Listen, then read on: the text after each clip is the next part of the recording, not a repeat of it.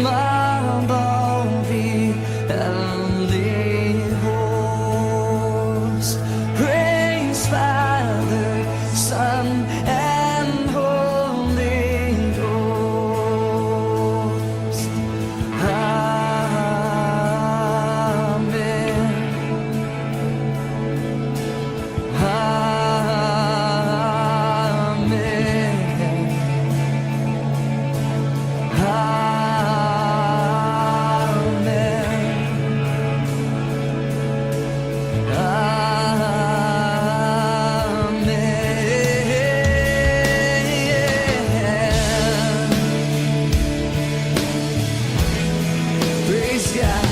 Praise God from whom all blessings flow. Praise Him, all creatures here below. Praise Him above the heavenly hosts. Praise Father, Son, and Holy Ghost.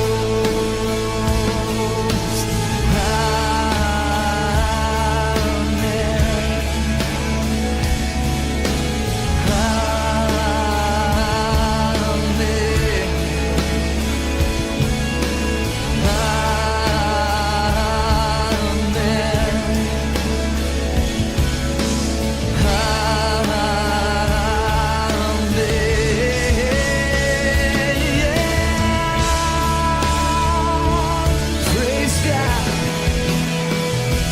Praise God from whom all blessings flow.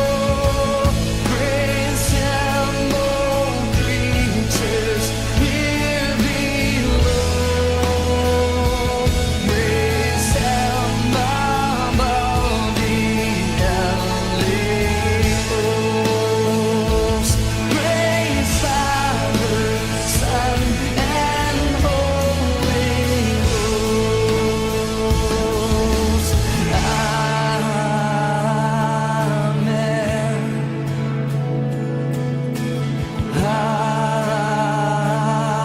Amen. Join the angels now. Amen. So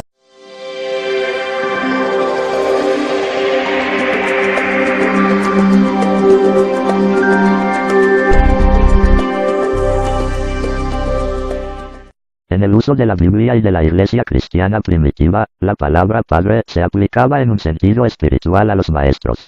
San Pablo dice a los Corintios: aunque tengáis 10.000 preceptores en Cristo, no tenéis muchos padres, porque solo yo os he engendrado en Jesucristo, por medio del Evangelio. Y San Irineo del Lyon comenta: cuando alguien recibe la enseñanza de labios de otro, es llamado hijo de aquel que lo instruye, y éste, a su vez, es llamado padre suyo. Los padres de la Iglesia son los más insignes pastores, casi siempre obispos, de la Iglesia de los primeros siglos. Sus enseñanzas, en sentido colectivo, son consideradas por la Iglesia como fundamento indispensable de la doctrina ortodoxa cristiana. Por su cercanía a los apóstoles, nos presentan la correcta interpretación a las Sagradas Escrituras. Para que el Evangelio se conservara siempre vivo y entero en la Iglesia, los apóstoles nombraron como sucesores a los obispos, dejándoles su cargo en el magisterio. En efecto, la predicación apostólica, expresada de un modo especial en los libros sagrados, se ha de conservar, por transmisión continua hasta el fin de los tiempos. Esta transmisión viva, llevada a cabo en el Espíritu Santo, es llamada la tradición. Los escritos de los santos padres atestiguan la presencia viva de esta tradición, cuyas riquezas van pasando a la práctica y a la vida de la Iglesia que cree y ora.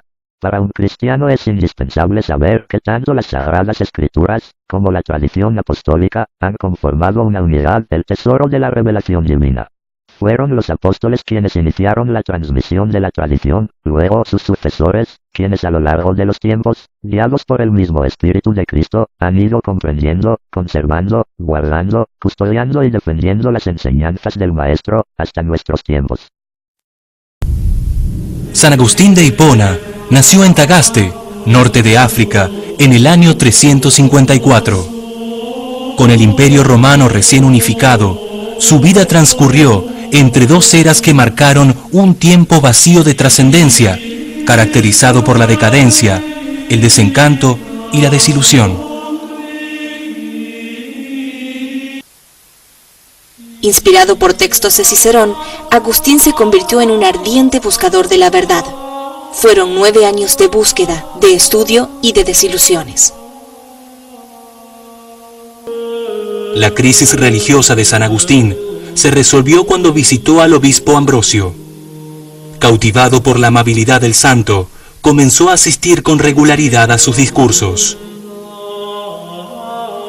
La sed de Dios lo llevó a la lectura de las Sagradas Escrituras, que le dieron la certeza de que Jesucristo era el único camino hacia la verdad y la salvación. Agustín recibió el bautismo en la Pascua del año 387. Tenía 33 años. 4 años más tarde regresó al norte de África, donde fue ordenado sacerdote. A sus 41 años fue consagrado obispo de Hipona, cargo que ocuparía hasta su muerte.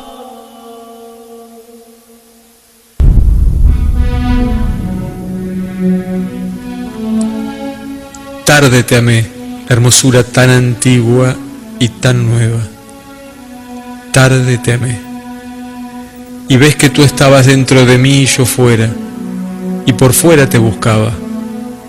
Y deforme como era me lanzaba sobre estas cosas hermosas que tú creaste.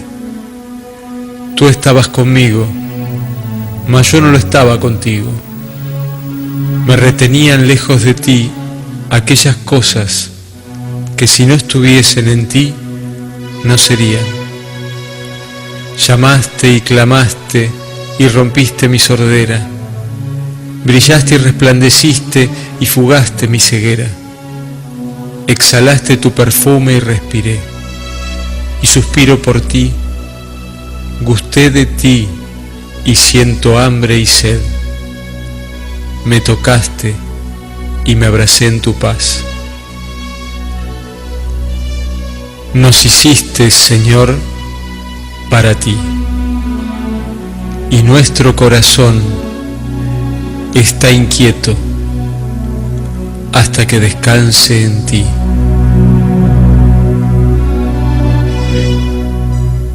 Santo Domingo y el pan de la providencia.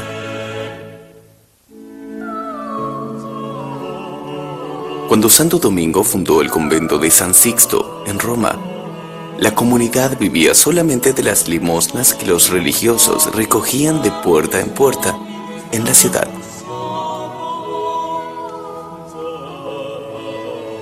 Una mañana, Fray Santiago advirtió a Fray Domingo que la alacena estaba vacía y que no había para comer más que 2 o 3 panes para toda la comunidad. Fray Domingo, sin embargo, no perdió la tranquilidad. El santo fraile había puesto toda su confianza en la providencia divina y de ella esperaba.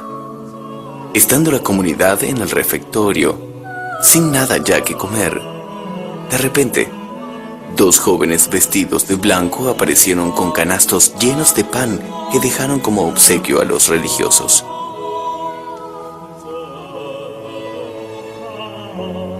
Santo Domingo de Guzmán nació en España en 1171 y falleció en 1221. Sacerdote fundador de la Orden de Predicadores, se consagró a la defensa y predicación de la verdad. Recibió de la Virgen el Santo Rosario. Su fiesta es el 8 de agosto. San Francisco de Asís. Yo, Francisco, nací en Asís, una bella ciudad en la verde Umbría hace casi 800 años. Mi padre, don Bernardone, era un comerciante. Tuve una juventud alegre y muy divertida.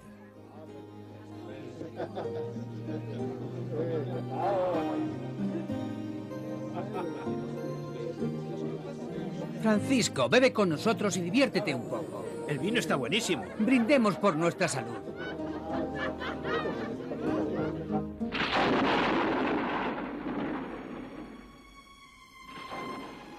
Al ser herido en una batalla, tuve la ocasión de pensar, de reflexionar. Entonces surgió en mí una gran inquietud. Hasta que un día sucedió que... Fijaos, qué corte, qué diseño, qué colores tan hermosos. Oh. Es auténtico hilo de Flandes.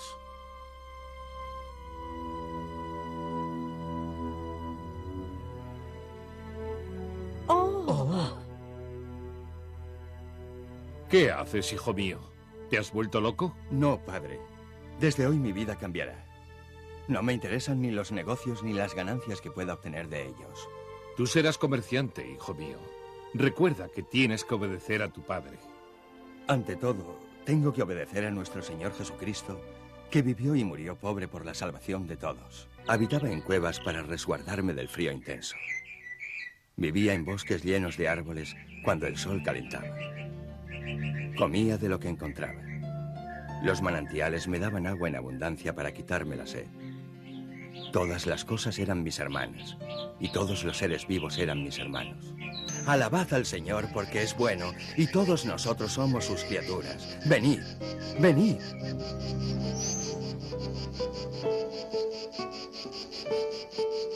Hermano Francisco, ¿a dónde iremos para predicar las enseñanzas de nuestro Señor? ¿A dónde? Cerrad los ojos y dad vueltas y vueltas sin mirar. Me mareo. Voy a caerme. Bien. Ahora cada uno marchará en la dirección en que ha quedado. Marchaos. Que vuestro saludo y vuestro deseo sea siempre paz y bien, hermanos.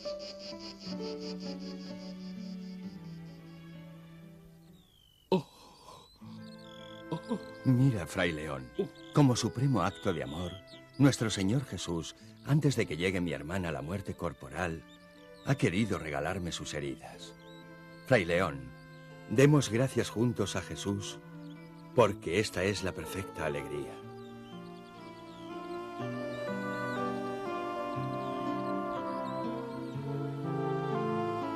Loado seas, oh mi Señor, junto con todas tus criaturas. Loado seas por la hermana agua, que es útil y humilde, preciosa y pura. Loado seas, oh mi Señor, por los que tienen la virtud de perdonar, por los que sufren, por los que lloran. Alabemos al Señor y sirvámosle humildemente.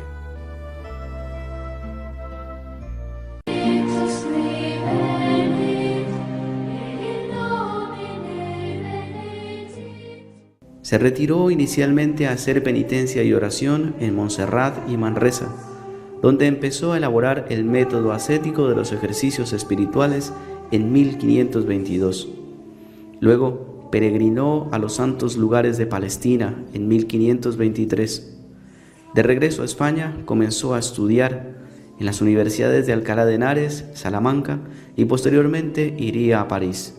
Si San Ignacio ha pasado a la historia de la Iglesia y de la humanidad como uno de los grandes entre los grandes, se debe sin duda a la fundación de los jesuitas. Pero el secreto de esta institución que lo hizo grande fue precisamente la de insistir y resaltar la necesaria unidad entre sus miembros y el vicario de Cristo, el Papa, más allá de toda discusión y polémica.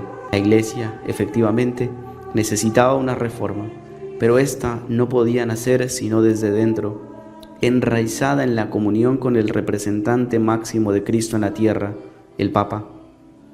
Por eso la palabra de orden de aquel militar metido a fundador fue obediencia. Si con frecuencia decía que en todo había que amar y servir, si luchaba por darle a Dios la gloria que se merecía, todo esto cuajaba en su concepto de unidad con Dios y con el Papa, representando la obediencia sin discusiones, y no por ello ciega, sorda o muda.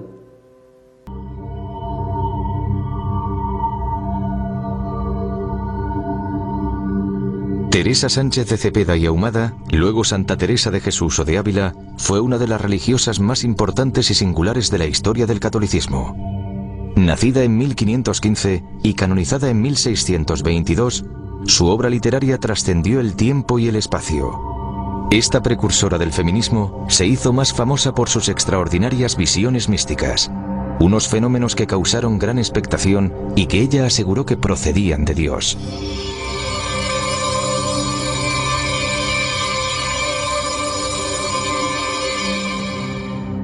A los 6 años ya es la niña más prodigiosa, más guapa, más presente.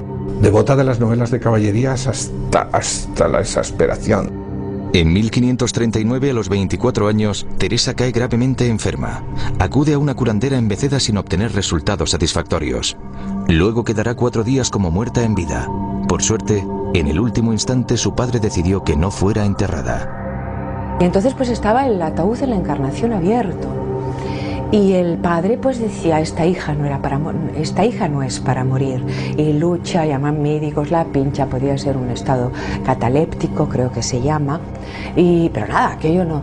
Y le echan, hasta tal punto quieren reconquistarla para el mundo, que le dejan escurrir cera en los ojos, en los párpados. No despierta.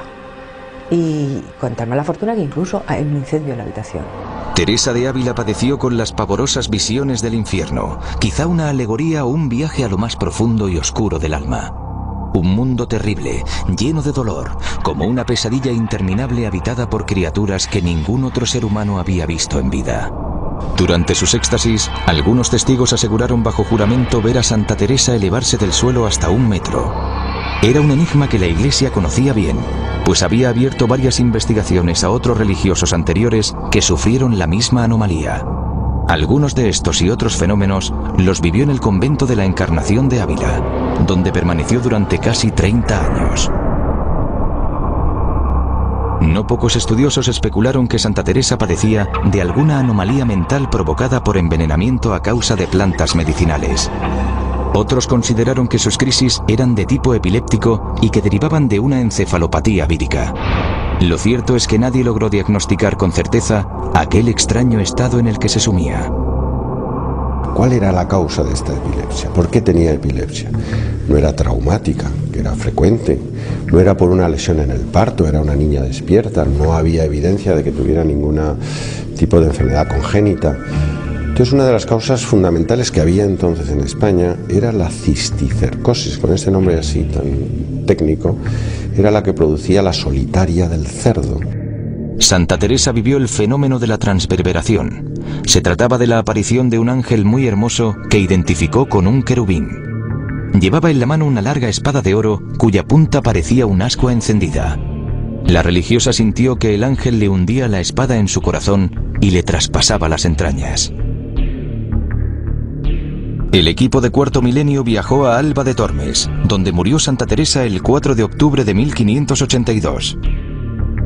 Teresa fue enterrada en su convento cubierta de piedra y cal, en un sitio de extraordinaria humedad. Las religiosas de la comunidad, por increíble que parezca, sintieron en los siguientes días que la sepultura exhalaba un agradable aroma, idéntico al que se percibió en su celda el día de su muerte. 9 meses después del óbito de Teresa, se procedió a la exhumación de su cuerpo. Para sorpresa de los presentes, la anatomía apareció intacta e incorrupta, como si hubiese sido depositado 1 hora antes. Las ropas y la madera del ataúd estaban visiblemente deterioradas. En la iglesia de la Anunciación se puede ver la celda donde exhaló su último suspiro. Allí, en un pequeño museo, está el corazón incorrupto de la santa, guardado dentro de una ampolla que estalló 2 veces a causa de la evaporación de los líquidos que aún conservaban misteriosamente su frescor.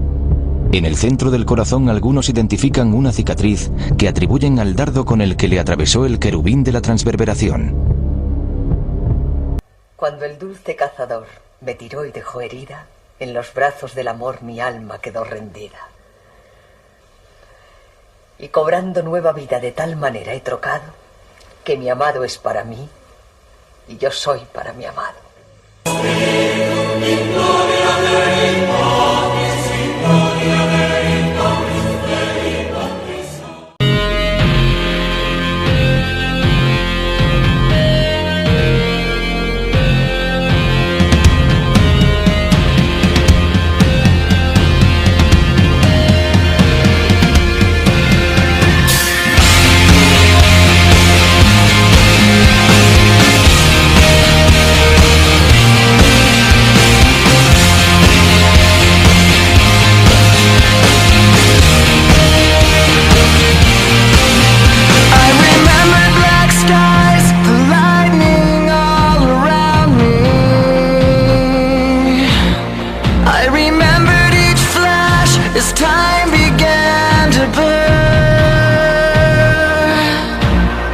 like a startling sign that fate had finally found me.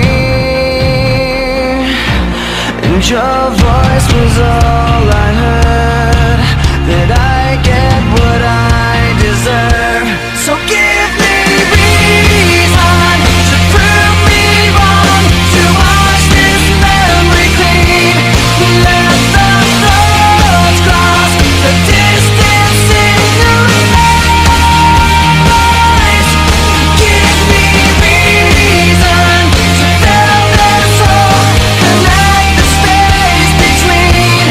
Let it be enough to reach the truth that lies across this new divide.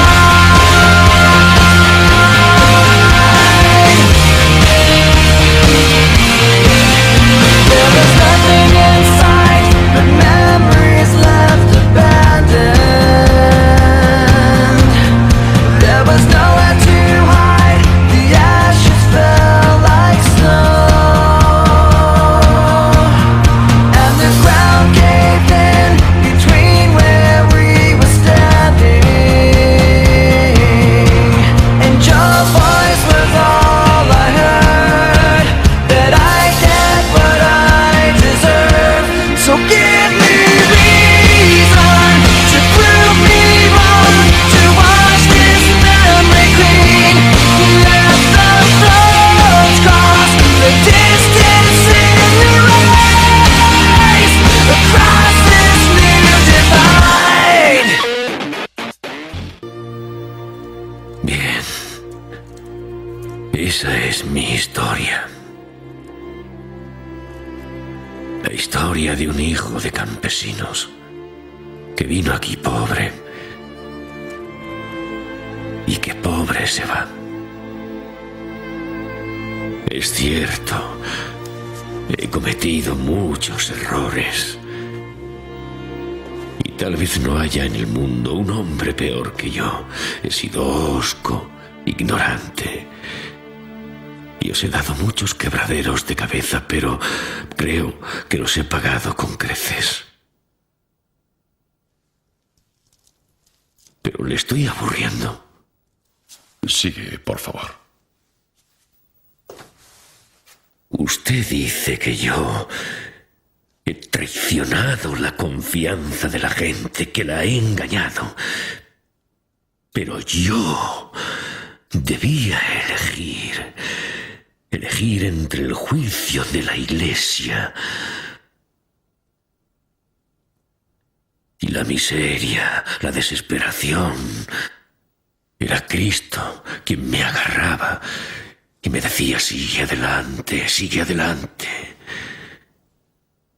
Yo no conozco todos los designios de Dios, puede ser incluso que me lo haya inventado todo. Pero ahora, aunque no quiera,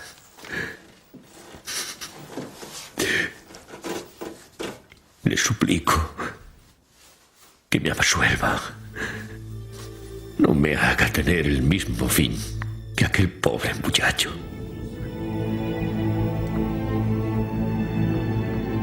¿Qué muchacho? Aquel muchacho, durante la guerra,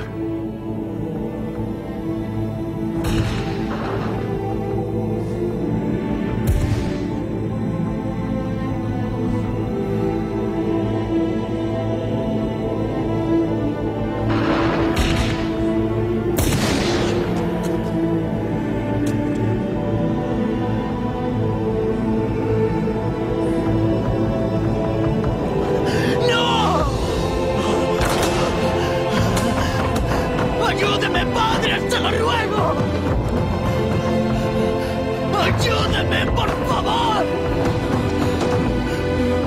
¡Quieren matarme! ¡Absuélvame! ¡No quiero morir como un condenado!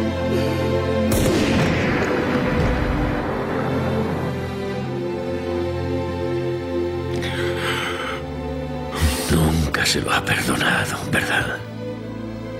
El miedo es humano y de todos modos le absolví yo. Pero ahora, encárguese de mí.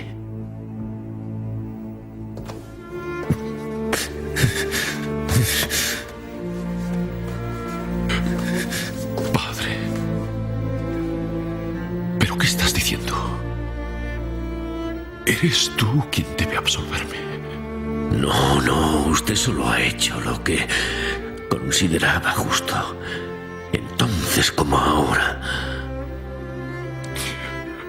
Pero yo te he perseguido, te he juzgado, te he condenado. La Iglesia ha cumplido con su deber. Y si usted no me hubiera perseguido, yo no me habría salvado. Dios, cuánta ceguera.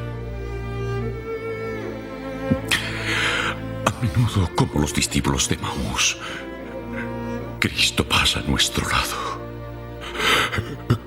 Camina con nosotros.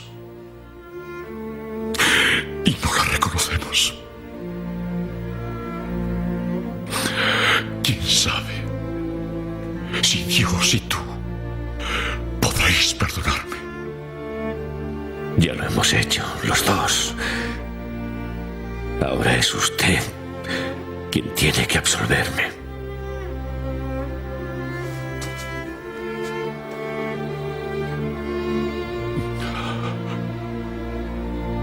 Por el poder que me ha conferido la Iglesia, yo te absuelvo de todos tus pecados en el nombre del Padre, del Hijo y del Espíritu Santo. Amén.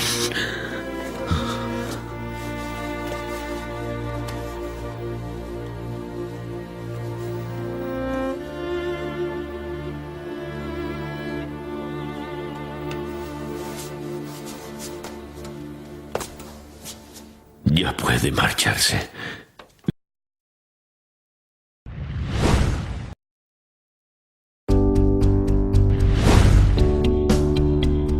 El Papa Francisco ha proclamado a Karol Wojtyła, mejor conocido como Juan Pablo II, un santo.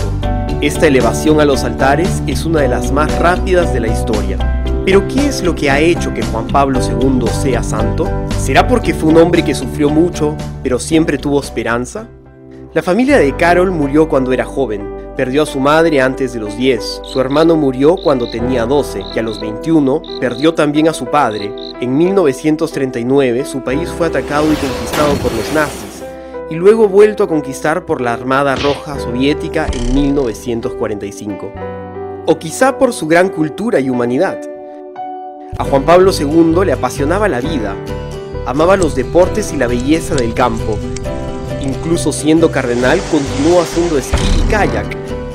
Amaba la poesía y fue actor. Soñó con tener una vida en el teatro. Bajo el régimen nazi, trabajó duro en una cantera y conoció la vida de obrero. En el mundo académico fue excepcionalmente brillante y fue un profesor carismático. Sus clases estaban repletas de estudiantes. O tal vez fue santo porque viajó tanto para encontrarse con muchas personas. El Papa Juan Pablo II fue muy activo. Hizo 250 visitas pastorales alrededor del mundo en 129 países y escribió 14 encíclicas.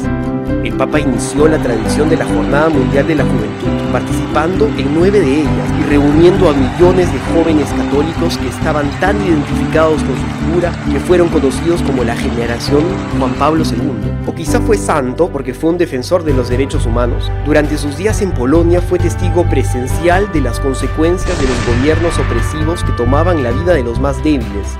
Estas experiencias inflamaron en él la ardiente convicción de luchar en contra de los movimientos totalitaristas. Es por eso que pudo tener un rol determinante en la caída de la Unión Soviética. Ciertamente todas estas cosas son importantes, pero no nos estamos olvidando de un elemento esencial. Juan Pablo II ha sido proclamado santo sobre todo porque ha puesto a Cristo en el centro de su vida y ha aceptado la gran misión que Cristo le ha ofrecido cada día con amor y esperanza. Juan Pablo II soportó mucho sufrimiento. La fe de su padre y su vida de oración fueron para él como un primer seminario. Al ver los sacrificios de sus amigos y compatriotas enfrentando la persecución hasta el punto de entregar sus vidas, él aprendió a confiar que la esperanza es más fuerte que el miedo y el amor más fuerte que la muerte. Él vivió esta lección cuando sufrió un atentado contra su vida y con esperanza superó el miedo y la agonía de esos días. Y con amor buscó al hombre que le había disparado para perdonarlo personalmente. Juan Pablo II no fue simplemente activo, fue profundamente apostólico en todo lo que hacía. Él sabía que las multitudes que iban a verlo no estaban solo por él, sino que realmente las personas estaban hambrientas de Dios. Como defensor de los derechos humanos, Juan Pablo II luchó en favor del no nacido, del enfermo, del anciano, del pobre y del oprimido. Por encima de todo, luchó por el derecho a creer. Él sabía que un mundo sin Dios es un mundo sin alegría, sin belleza, sin verdadera humanidad. Juan Pablo II nos invitó a abrir de par en par las puertas a Cristo. Nos dijo que no tengamos miedo de recibirlo en nuestras vidas, en nuestras familias, en nuestras sociedades.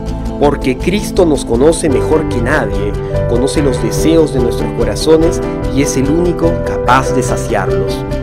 Juan Pablo II sabía que Cristo lo llamó a servir y por ello puso a su servicio todos sus dones y talentos, toda su energía y su salud hasta el final, para mostrarnos a Cristo.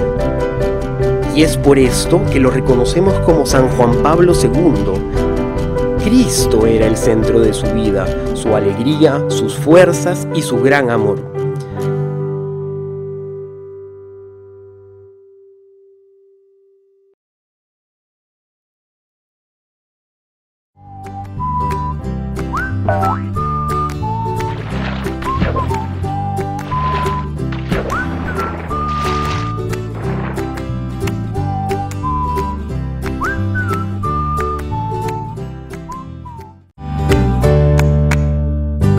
Nadie es poca cosa para Dios. Mira, hubo una pequeña mujer que quería pasar inadvertida, sin aplausos. Ella decía que era solo un lápiz en manos de Dios. Seguro conoces su obra. La Madre Teresa buscó ser esa luz del amor de Dios, pero pocos conocen su relación secreta con Jesús. Ella escribía: ahora tengo esta horrible sensación de soledad, un continuo anhelo de Dios que duele en lo más hondo del corazón.